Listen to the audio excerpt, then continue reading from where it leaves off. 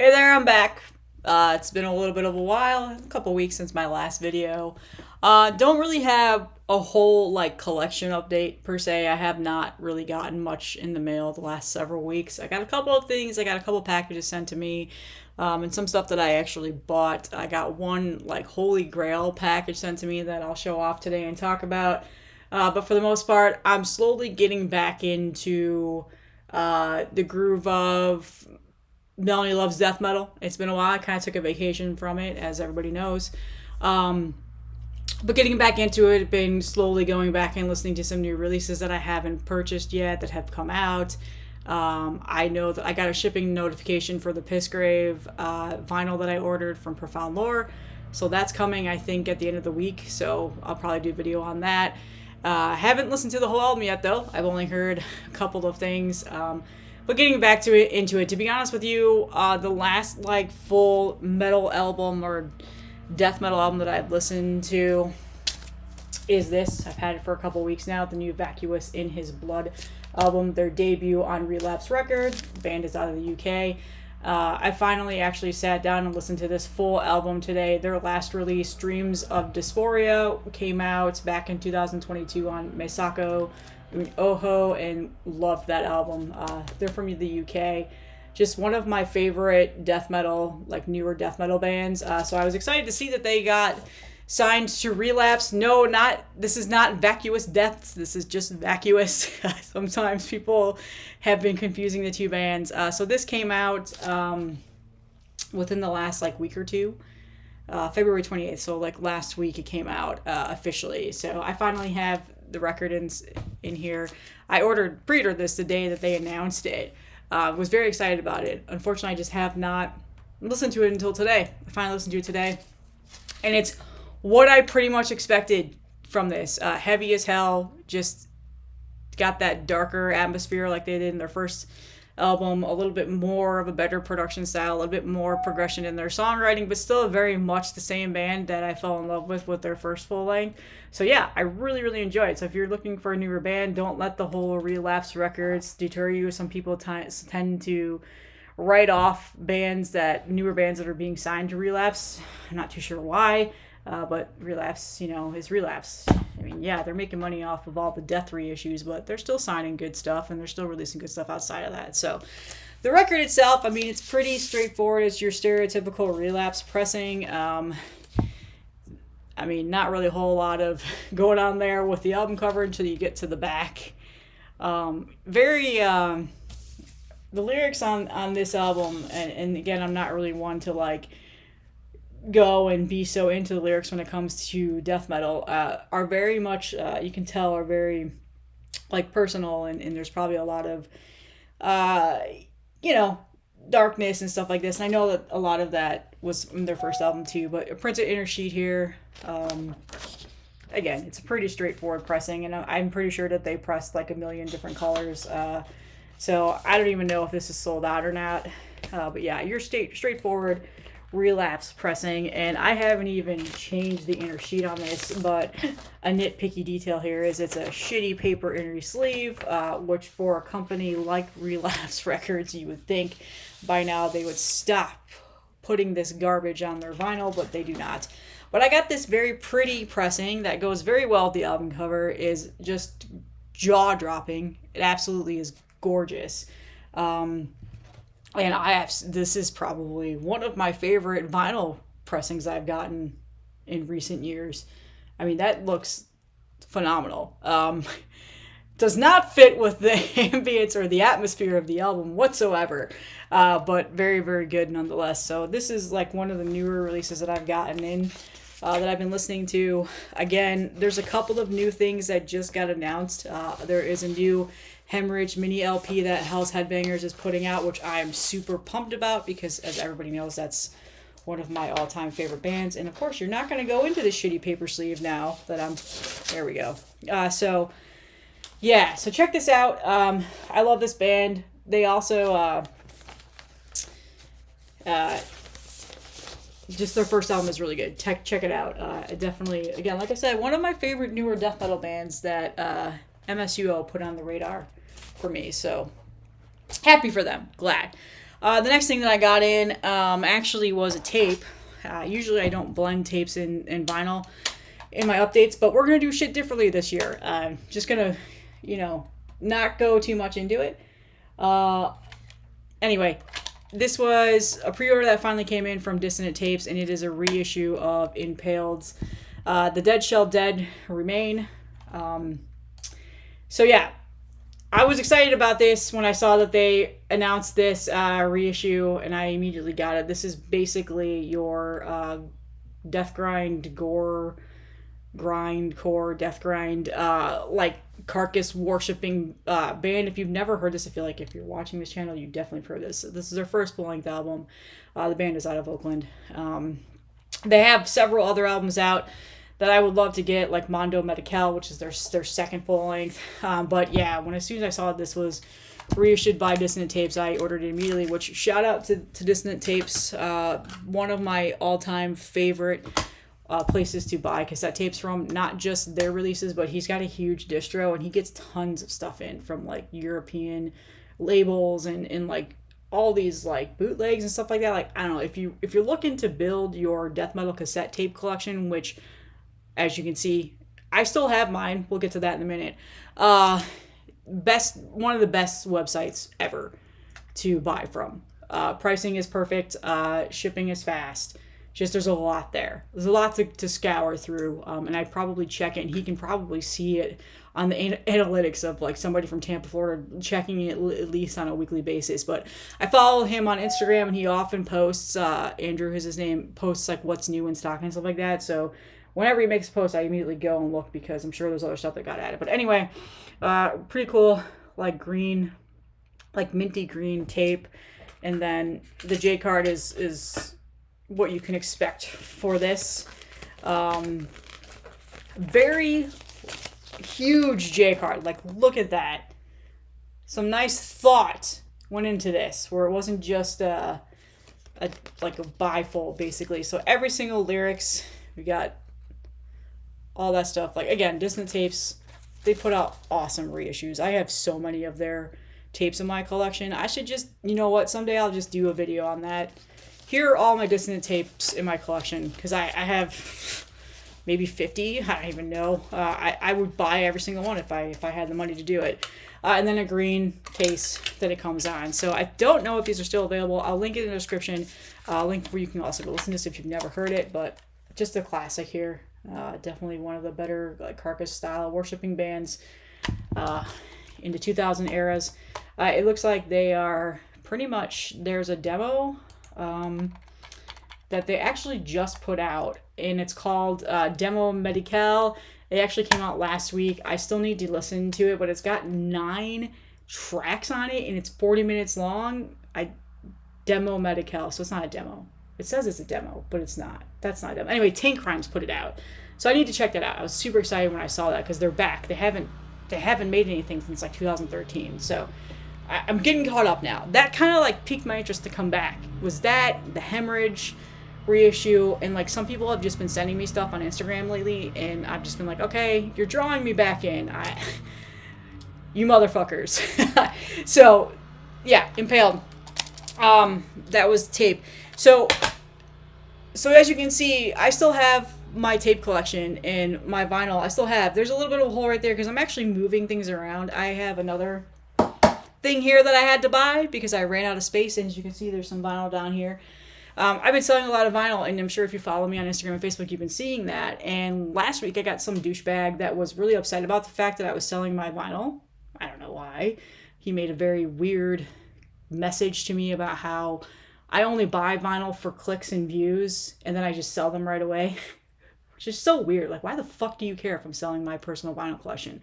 That's actually not what's happening right now. I still have the majority of my collection. I think I've only sold about like 30 or 40 records in the last like 2 weeks, which was, I have 800, so that's not really a lot if you think about it in the grand scheme of things. If you watch Jurgen, he sold like over 250 records recently. Like, collecting, these are kind of the things that I do. I like to do. I like to change my collection, I guess you could say. I'm very much a person that is Newly diagnosed ADHD, doesn't really fucking, can't just keep myself still for the most part. My mind is always wandering, and I have instant gratification in things that I really want. And so to get those things, I sell my vinyl so I have the money for them to get. Case in point, this was one of the things that I recently got not too long ago. Yes, I'm a huge Danzig fan. Probably something you guys don't know. Yes, this is a bootleg, but this was like $60-$70 with shipping, and I felt guilty about buying this because I'm still very much in that PTSD mode of I lost my job last year, literally had to sell off half of my metal collection. Not my jazz, not my rock, my classic rock, my progressive. I still have hundreds and hundreds of records, just my metal collection, because that's the base that I'm close with. That's where I know I could have made money to like survive when I was unemployed. But now that I'm like employed, I've been at this job for 9 months, I've got a little bit of savings here. I'm trying to not dip into that ever again, and to appeal to my collection, into like my hobby that I have. I don't want to, go crazy and make myself in debt. So I'm choosing to sell off things that I don't think that I'll listen to a whole lot on vinyl, but will definitely take off my tape shelf or my CD shelf and listen to more so, which has been about 90% of my listening lately has been my tapes and CDs. My vinyl collection, I go in waves. Like, this shit's just expensive now. It's an expensive hobby that I don't want to like compensate and dip into money that could be going towards like trips that I'm taking, stuff like that. So I'm finding other ways to expense the hobby. So fuck you if you don't like that. I don't know, people were weird about that. But no, that's not what's happening here. And yeah, I have some like medical bills and shit that we all have that our insurance doesn't cover, and they make you do the copays and stuff like that, I'm just don't want to be in that point of where if I ever were to get laid off again, or if something happens, which you don't know, the United States is in disarray right now. We don't know what the fuck's going to happen. Like I don't want to have to go into that spot of what I was in last year. So anyway, this was one of the recent purchases I've been doing. I know this is not really metal. I showed this off on Heavy Metallurgy a while back, but this is one of the more expensive purchases I've done recently. I kind of broke my own code of I'm not going to buy expensive vinyl anymore, but when I saw it there on eBay and I saw it and I was like, you know what? I don't know. Are they ever going to reissue these officially? Who knows? I've always wanted this on vinyl. This is one of my all-time favorite albums. So I snagged it. It was from the UK, and so shipping was expensive, and in total was about like $67. Like, I would never spend that normally. And then I had buyer's guilt, and we've all been there. But I've been doing that lately. I've been buying OG copies of things and like hunting and searching for things that I want in my collection but don't want to feel guilty for buying. So I'm selling off newer releases that I already have, either digitally, which I don't really listen to a whole lot, but I'm fine with owning just digitally for now, or on tape and CD, which, as everybody knows, I buy multiple formats for things all the time, and I always give them away too. So yeah, anyways, this is one of the things. It's just a plain white. Like, this is, in terms of like rip-off, bootlegs, whatever you want to call it, it's actually a decent pressing. I mean, it's pretty bare bones. There's like no printed inner sheet or anything like that, and I have no idea if that's true to the OG or not. It's probably not. It doesn't, Deaf American, like, that's not, like, it doesn't, I don't even remember who like made this, but it's got a really nice hefty jacket. It's not cheap in any way. The image is pretty clear cut, and then it's a white vinyl here, as you can see. And it sounds really, really good, but it's not an official pressing. So someday I would love for official pressings of this to come out. But for now, this is what I settled on. But anyway, yeah, I'm a huge Danzig fan. A lot of people don't know that. So yeah, that's just been what's up with me. But one thing is, I got a couple of packages in. Marty from Bindrune and Heavy Metallurgy sent me a package. I actually got it today. I'll be talking about that. Noxious Ruin sent me a package, and I got it yesterday, where they sent me a ton of tapes to listen to and talk about. So I'll be working through that. But one package I got was an absolute surprise last week. Literally, no joke, brought me to tears. I was shocked when I opened it. After talking with the person that sent it to me, they've opted to stay anonymous and not say who it was, which is totally fine. And I'm totally fine with that. But I do want to talk about this because it was something like, this is probably one of the more nicer things that has ever happened to me since I've started this channel. Definitely it's going to be reciprocated from my end now.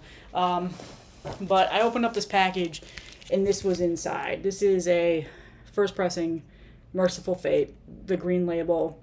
I'm pretty sure that's either US or Canada. I can't remember. I forgot to like look. I opened it and was like, did I order this? And I thought it was a reissue because I have this record. I have 3 versions of this record. I have 3 different pressings of it on vinyl. Every time they've reissued, I've bought it just to have extra copies on because I listen to it so much. I have the CD and I have a tape that are reissues. Nothing is OG. This has always been considered one of my holy grails. Merciful Fates, Don't Break the Oath is what I consider my all-time favorite metal album, like of all time. And we talked about this on Heavy Metallurgy. So obviously that person watched the stream and they knew that this was one of those OG grails I was on the hunt for. Well, they found one and they sent it to me. I was fucking blown away. When I opened this, I was with my wife. I opened the box. I was like, and when I started taking it out of the jacket, as soon as I did this and saw that green combat sticker, it's like, you have got to be fucking kidding me. And I couldn't believe it. And obviously there was a note, and I knew exactly who it was from, whatever else, explaining it. And I immediately was like, I can't accept this. But of course, you know, they're like, no, you need to. But yeah, I obviously would have spent the money on this, and this has been in a hunt of mine for the last several weeks. To be honest with you, I've been looking for an amazing copy of it. If I'm going to spend over $100 on a record, I want it to be absolutely pristine, and I have not come across that. Not too sure where they found this, but yeah, I mean, it is absolutely pristine. I couldn't believe it. And yes, it did come with the inner sleeve, which again, my reissues have these, and it's pretty, you know, they've reissued them to be like the OGs, but never, not an OG. So this was a grail of mine, and I absolutely just like, I don't think you guys understand like how much of the gutter this brought me out of when I opened it. It's been a very challenging several months. I mean, just all around year for me as a whole, and I've been pretty transparent about that on here for the most part, without getting too personal. So when things like this happen, it's kind of just like, all right, people actually do like me. like you know what I'm talking about. We all go through those phases where we just don't really know how much of a good person we are, how much we mean to people until like that happens. And it's not something I like hunt for, but that was incredible. So you know who you are. Thank you so much. Definitely going to reciprocate that the best way possible going forward. My biggest thing about it is, and this has always just been my thing as like a whole, something I actually recently just talked about with my wife too, is like in terms of like friendship and relationships, I don't expect to be showered or anything like that. That's just not how I am. Like respect is just there, and like, you know, we appreciate each other and we say it, and like that to me has always been good enough. So I don't expect things like this. In the past, I've had people send me stuff that has been super sentimental. I've never gotten rid of them, like Mark Riddick and Ken from Ken's Death Metal. Marty sent me stuff, and like Simon and Austin from Vacuous Depths, like all these people that I've met through this. Never gotten rid of any of those things. Like I have everything. I have a whole box full of stuff. So these are one of those things that I obviously will cherish forever. I already said to my wife that's being buried with me. Nobody is allowed to own that after I die. Not even my kids. I want that to go with me to wherever I go after I die. I don't know if it exists because I don't really believe in shit like that, but we'll see. She didn't really understand like at all. She was just like, oh, cool. Yeah, we saw him because she went and saw King Diamond with me. Don't you already own that, like 4 different copies? And I had to explain to her like the significance of it, and she was just like, oh, okay. Totally lost on her. So I figured I'd talk about it with you guys because you understand the sentimental value about that. So that's pretty much all I had to talk about today. I do have, like I said, several things coming in. I do want to talk about the new Pissgrave. I need to get my ass in gear for Heavy Metallurgy and start making reviews again. I'm getting there slowly. It's been a very, very challenging couple of months, just like as a whole. Like just life kind of all happened at once, and that always happens with everybody. And so, as you guys know, like, this is just a hobby. So, unfortunately, my hobby had to take a little bit of a backseat here. But things are good. I didn't lose my job. Not money issues or anything like that. Just like I said, I want to fund my bad habit of buying expensive things without tapping into my actual, like, savings and payment, and not have it impact my day to day. And a lot of people actually, that's probably one of the more like asked questions that I've gotten from people is like, how do you collect so much vinyl? Like, how do you budget it? And I'll be honest with you, I was really bad at it before. I lost my job and I was like, holy shit, the amount of money I spent on collecting this vinyl, it could have just been in my savings. I wouldn't be in this part of where I'm fearing losing my cars and not having money for food and stuff like that. That kind of was an eye-opening thing where it's like, okay, if I'm going to be a vinyl collector, I need to not be so fucking crazy about it, and still be able to live my life. And that was kind of like an eye-opening thing for me. Like, I needed to be better about the collection and what I do with it and not go so crazy. And I kind of went crazy in the beginning of the year, where last year where I was buying like every new release and stuff like that. And I told myself, like, holy shit, I'm doing exactly what I did not want to do. So like, I'm a very person that like is very like looking in and like trying to be aware of how I am and like critical of that. So that's pretty much what happened with that. So, but I do want to own a couple of OG grails and like having the conversations and seeing people posting it on YouTube and stuff like that. It's like, fuck, I want those. Like, that's what I want my collection to have. So like, I'm finally going to start doing that. So you'll be seeing more videos of those things lately. Unfortunately, I'm following a trend of a couple other YouTubers that are doing that, which I'll be honest with you, they're the reason why I started thinking this way, because it's like, damn, like I had some FOMO. Like, those are things that I've always wanted in my collection and I just never tried to get because I'm consistently buying all this new music. And so now I'm like, let's try here and there and get those things. So anyway, I just rambled for like 20 minutes. Hope you guys check out the releases that I showed off.